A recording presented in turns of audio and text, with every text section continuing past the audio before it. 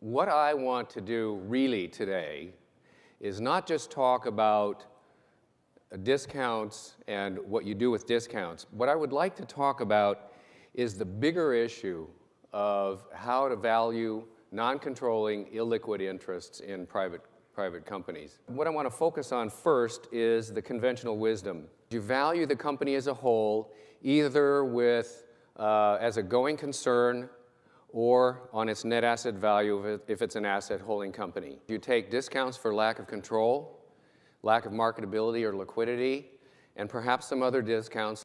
It doesn't work. The question is, where do we go from here if we don't have that model? Behind every discount is an income approach. We need to get into the heads of the investors and replicate their thought processes. I will tell you that they do it to make money. And how do you make money?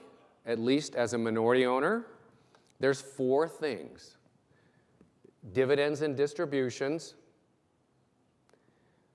a residual value someday in the future, a required holding period, and a required rate of return. You can't get a required rate of return using this information. This is stuff that's backwards looking. This is one of the most interesting ways to lie with statistics that you can come up with. The question is, how do you get that higher rate of return? You can't get it from the backwards looking data.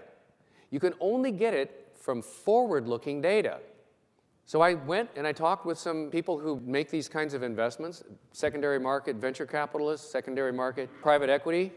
What kinds of rates of return are they looking for ex ante? They are looking for rates of return in the 40 to 50% range. This is totally forward-looking material.